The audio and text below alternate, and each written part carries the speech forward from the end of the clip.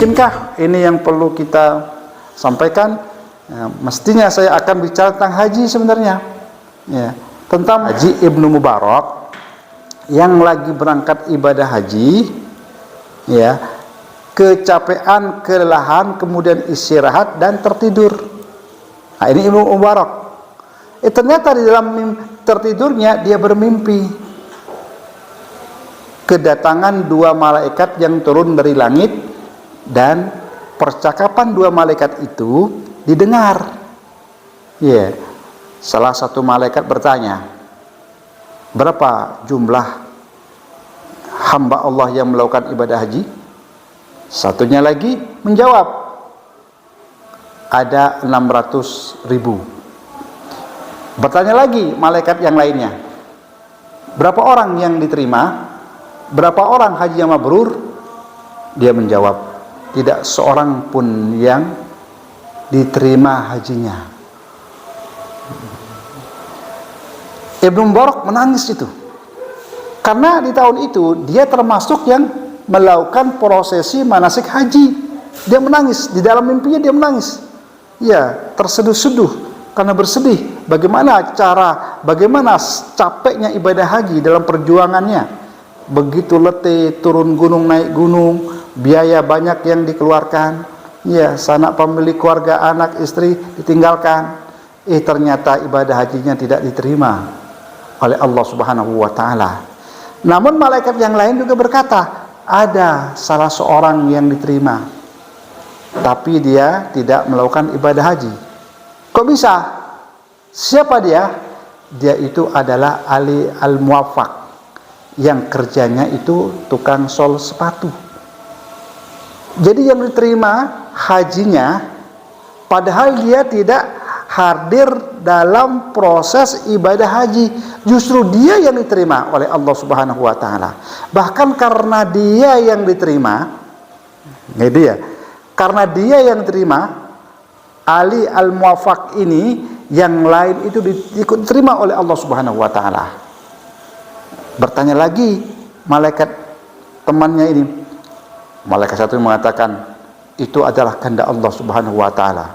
Nah, Ibnu Mubarak seusai melakukan ibadah haji, sepulang ibadah haji, dia langsung menuju ke Damaskus, karena disebutkan oleh malaikat itu, Ali Al-Muwaffaq ini orang Damaskus yang kerjanya tukang sol sepatu. Dicari sampai di Damaskus atau Suriah itu, dia bertanya, ya, di tengah-tengah kota itu ketemulah salah seorang yang pekerjaannya juga tukang sol sepatu.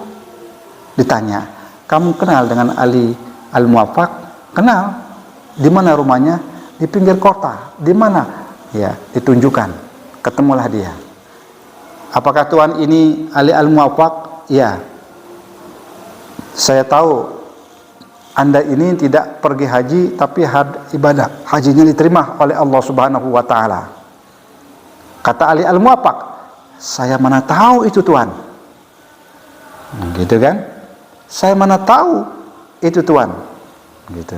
Padahal yang orang yang bertanya itu adalah Ibnu Mubarak, ulama hadis, dan dia juga termasuk orang-orang yang berada, orang yang mampu. Bahasa kita kan orang yang berduit, ulama hadis tapi berduit. Nah, gitu. Nah, ini dia. Saya nggak tahu. Bertanya lagi Ibnu Mubarak, coba ceritakan hidup keseharianmu. Ya, pekerjaan saya tukang sol sepatu. Saya menyisihkan dari hasil sol sepatu tadi sedikit sehingga terkumpullah 360 dirham. Nah, tentu sudah cukup ini bahwa saya akan berangkat ibadah haji. Ternyata ketika saya mau berangkat ibadah haji, istri saya ini tiba-tiba mengidam, menginginkan masakan dari tetangga sebelah. Entah dari mana masakan itu. Saya disuruh mencari dan minta sedikit dari masakan mereka. Kok enak baunya gitu. Dicarilah oleh Ali Al-Muwaffaq ini, ternyata masakan itu datang dari rumah gubuk seorang janda 6 anak. Dia memberi salam, dijawab, "Oh, Anda yang masak ini. Bolehkah saya minta sedikit dari masakan Anda?" "Tidak, Tuan," kata janda tadi yang 6 anak. "Kenapa?" "Ini halal buat kami, haram buat Tuan." Begitu. Kok bisa? Padahal kita ini adalah sama-sama muslim. Ya. Halal untuk Anda, halal juga untuk saya. Haram untuk Anda, haram juga untuk saya. "Tidak, Tuan." "Kenapa?" Ali Al-Muwaffaq langsung mendesak. Akhirnya ceritalah yang namanya ibu janda ini dengan 6 anak bahwa yang saya masak ini adalah bangkainya keldai. "Kenapa kok sampai bangkai keldai yang kau masak?" "Saya sudah beberapa hari ini tidak makan dengan anak-anak saya." Begitu. Karena itu saya katakan, ya, haram buat Anda, halal buat kami. Nah, Ali Al-Muwaffaq akhirnya mendengar tutur kata dari seorang janda yang 6 anak tadi, menangis. Dan dia langsung kembali ke rumahnya dan menceritakan kisah yang dialami oleh seorang ibu janda yang 6 anak tadi. Istrinya pun ikut menangis mendengar kesedihan yang seperti itu. Akhirnya istrinya dan Ali Al-Muwaffaq, tukang sol sepatu, ya, memasakkan untuk keluarga itu. Setelah masakannya itu selesai dan diambillah uang itu 360, ya, masakan yang dimasak diberikan oleh janda 6 anak dan uang 360 dirham tadi diberikan juga oleh seorang janda. Dia mengatakan, "Pakailah uang ini untuk membuka usaha dan beri nafkah untuk 6 anakmu." Diberikan. Akhirnya Ali Al-Muwaffaq kan tidak bisa untuk melakukan ibadah haji. Ternyata ibadah hajinya dia yang diterima oleh Allah Subhanahu wa taala, dan karena dialah semua orang-orang yang ibadah hajinya 600 orang itu diterima oleh Allah Subhanahu wa taala. Nah, inilah kisah yang menarik dan unik, bahwa orang pergi haji itu karena Allah, bukan karena riya, bukan karena untuk dipuji, ya kan? Tapi itu adalah merupakan kewajiban.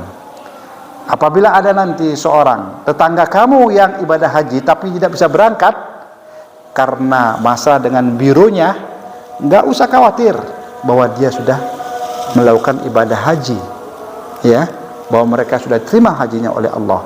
Sekalipun dia tidak hadir di Arafah, tidak tawaf, tidak sa'i, tidak tahallul, ya, karena haji bukan karena tahallulnya, tapi haji itu karena Allah, bukan karena wukufnya, tapi karena Allah. Apalah artinya wukuf, apalah artinya tahallul, apa artinya ya tawaf, tapi karena riya, bukan karena Allah. Justru ini tidak diterima oleh Allah. Nah, ini dasar dari orang-orang yang tidak bisa melakukan ibadah haji karena apa? Gagal berangkat disebabkan oleh biru. Tidak apa-apa, itu sudah terima oleh Allah Subhanahu wa taala. Jangan sampai kita ini akan menjadi apa? Menjadi provokator. Justru hajinya akan rusak. Justru hajinya itu akan dicabut oleh Allah Subhanahu wa taala.